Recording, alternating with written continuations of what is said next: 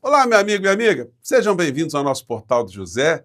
Hoje, com coisas incríveis, queria compartilhar aqui com vocês, nesse começo de semana, nesse começo de mês, que eu desejo que sejam ótimos para cada um de vocês.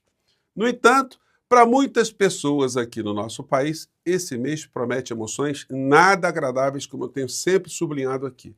Hoje, no Supremo Tribunal Federal, terminam os últimos depoimentos das testemunhas arroladas pelas defesas dos membros da Orcrim, comandada pela figura do senhor Jair, o ex-presidente da República, o inelegível. E a partir de amanhã se inaugura a penúltima fase desse processo todo, porque a última fase será o julgamento. Nessa penúltima fase teremos as alegações finais do Ministério Público, que vai depurar tudo aquilo que foi ouvido pelas testemunhas, as provas que foram apresentadas, as provas de defesa, se elas existiram, e depois nós teremos as alegações finais da defesa. Cada um terá 5 dias sucessivamente. Primeiro 5 dias para o Ministério Público, o senhor Procurador-Geral da República, e depois 5 dias para a defesa.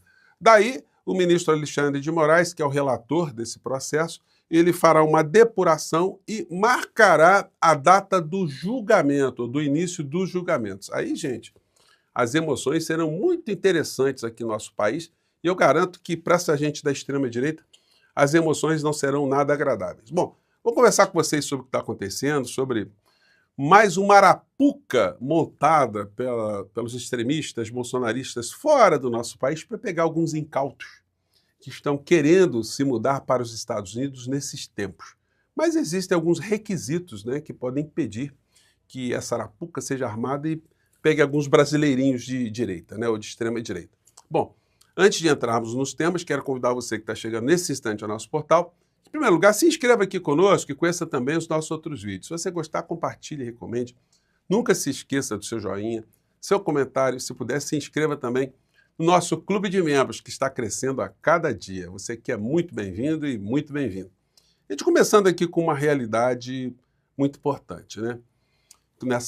Inaugurando com essa matéria aqui. Precisamos ganhar maioria no Senado, senão vão avacalhar o STF, diz Lula. O presidente Lula teve, nesse final de semana, na convenção do PSB, Partido Socialista Brasileiro, que elegeu João Campos, prefeito de Recife, para ser o presidente nacional do partido. E lá ele manifestou essa preocupação que a direita está se estruturando para fazer muitas eleições Brasil afora para a posição de senador, para terem ali a maioria ampla no Senado Federal, para posteriormente fazerem pressão contra o Supremo Tribunal Federal, tentarem ali armar algum impeachment de algum ministro do Supremo Tribunal Federal.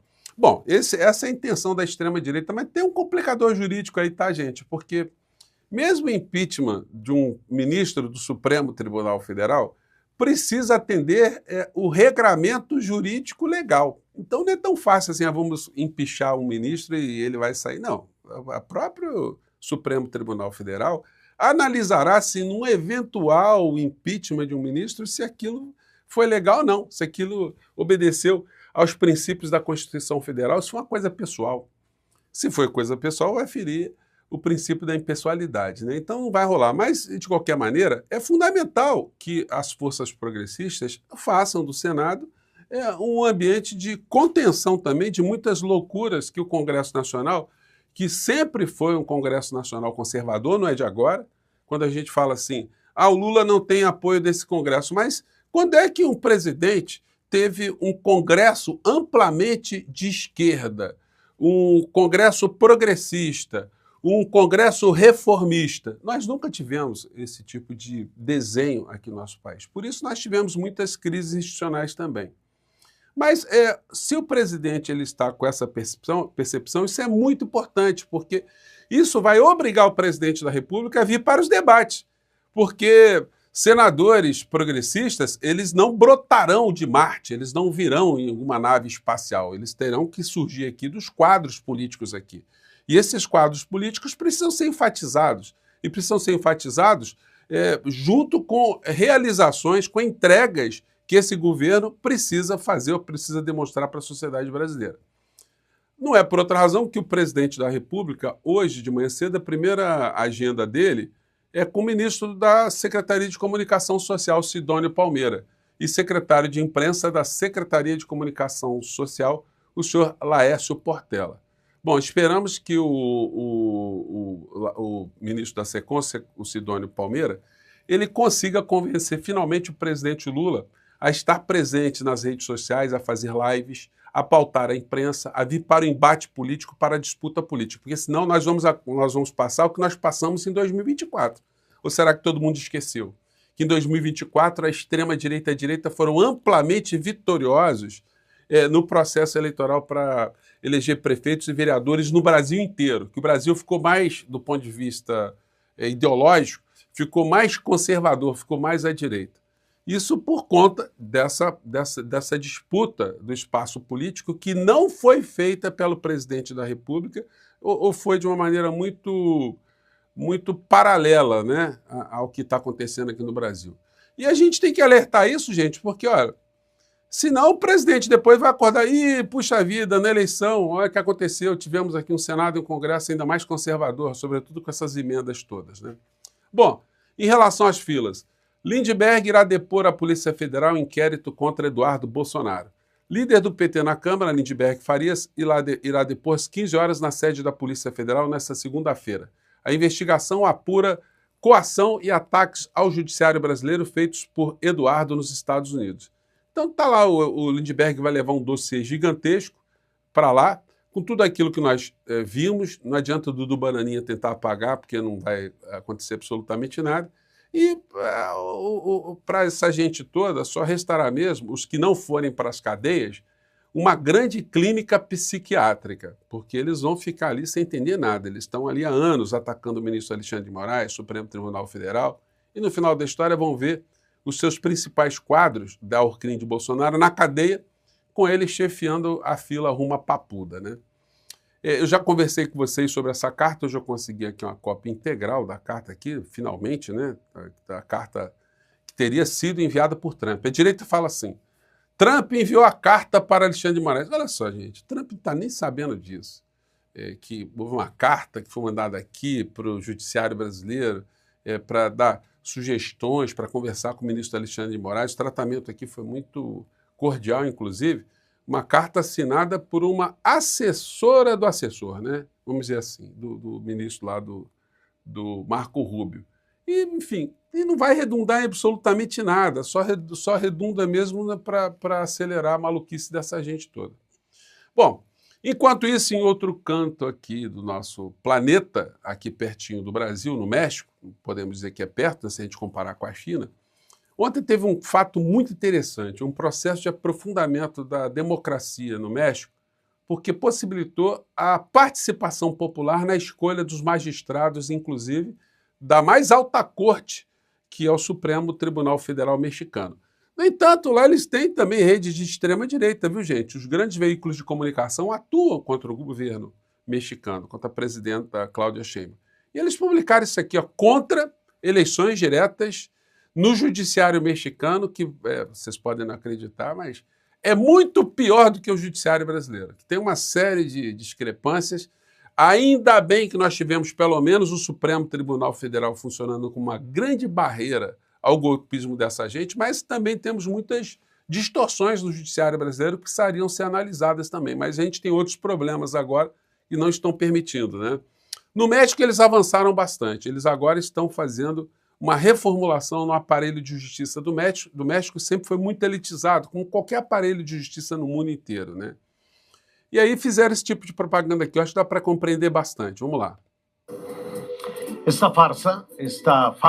A farsa que eles estão nesse comercial da extrema-direita é a eleição para magistrados no México, né? A campanha é essa aqui.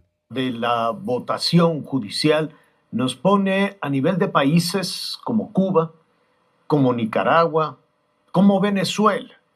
Países con dictaduras que organizan votaciones, pero donde já se sabe quem vai. Então a campanha lá que eles fizeram foi contra a participação popular na escolha dos membros do judiciário mexicano. Um detalhe, tá? Nem a Venezuela, nem Cuba e nem a Nicarágua têm eleições diretas para a magistratura. Sabe onde é que tem eleição direta para a magistratura? Desde há 193 anos que isso acontece, nos Estados Unidos. O estado do Mississippi foi o primeiro que inaugurou eleição direta para magistrados.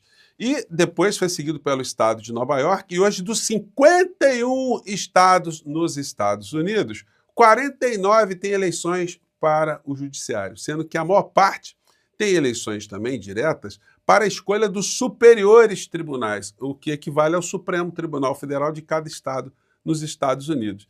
Então não dá essa conversa aí que, olha, eleição para magistrado no México, isso é o discurso da extrema-direita, né? Enfim, mas tomaram uma cacetada muito grande, que teve uma excelente participação popular, que é a presidente do México votando. E como eu tenho dito aqui para vocês, muitas experiências que estão acontecendo no México, elas servem para nós aqui também, né? É por isso que eu sempre tenho trazido essas experiências para cá, principalmente no setor da comunicação. E agora vamos falar aqui desse grupelho de golpistas que foram para os Estados Unidos. Isso aqui, como vocês já sabem, é a juíza que foi expulsa da magistratura por não trabalhar, por ser, no linguajar bem popular, né, cometer a vagabundagem, de deixar a vara que ela estava atuando largada lá, processo entulhado, e dando cursinho fora, viajando e recebendo. Bom, foi expulsa da magistratura e hoje o que ela montou? Com quem? Com o neto do ditador, o senhor Paulo Figueiredo, uma coiotagem, vamos dizer assim. Porque tem os coiotes que vocês sabem, né? Aqueles que atravessam as pessoas ilicitamente, né? Para dentro do território norte-americano. Mas eles montaram um negócio legalizado. São os coiotes. Então, você, brasileiro, que quer morar nos Estados Unidos, eles montaram uma arapuca, né? Já que ela não trabalhava aqui no Brasil, ela montou algo para trabalhar, mas para arrancar dinheiro do incauto, que quer ir para lá, né? Junto com o neto do ditador. Vou pegar aqui a propagandinha que eu vi no programa dela. Vamos lá. Beleza? Bom, mais uma vez, eu passo aqui então também anunciando o evento que vai rolar em julho, da Imigrex Global, que é a minha empresa de imigração que eu tenho junto com o meu amigo Paulo Figueiredo, amigo e sócio Paulo Figueiredo. E a Imigrex vai fazer um evento em julho, era algo que a gente já vinha planejando. Então, você quer morar nos Estados Unidos, agora é o seguinte, quero ver se a empresa dela vai ajudar, se você chegar lá e falar assim, vem cá, eu posso entrar lá sem mostrar minhas redes sociais? Não, se você não mostrar suas redes sociais, você não pode entrar. Eu vou poder matricular meu filho numa universidade? Não, tu não vai poder também, porque estrangeiro eles não estão admitindo. Não, mas eu sou professor, eu quero dar aula. Mas sendo estrangeiro não pode. E se eu quiser desenvolver alguma pesquisa lá, eu posso? Não, você também não pode. Então vou trabalhar com o quê? Bom, você pode ser motorista de aplicativo aqui, se estiver bem legalizado, bem bacaninho. Você sai do Brasil para ser motorista de aplicativo. Mas e se eu tiver feito alguma crítica a Trump? Não, aí você não pode entrar. E se eu tiver feito alguma crítica a Elon Musk? Também não vai poder entrar de jeito nenhum. E se eu tiver uma postura crítica em relação a Israel, o genocídio lá em Gaza? Olha, aí você pode até ser preso se você fizer isso. Se eu manifestar alguma opinião sobre Israel, enfim, desfavorável a Netanyahu, não, aí você vai ser preso, vai ser colocado dentro de um avião e vai ser mandado de volta, né? Bom, mas e se eu ficar mudo, não falar nada, se eu ficar quietinho e sofrer um acidente e for atropelado? Como é que fica a minha saúde? Bom, se você não tiver dinheiro, amigo, se tiver que fazer uma cirurgia, o que eles vão fazer é amputar ali as partes ali que não puderem ser reimplantadas e ainda você vai receber uma conta muito grande pela frente, né?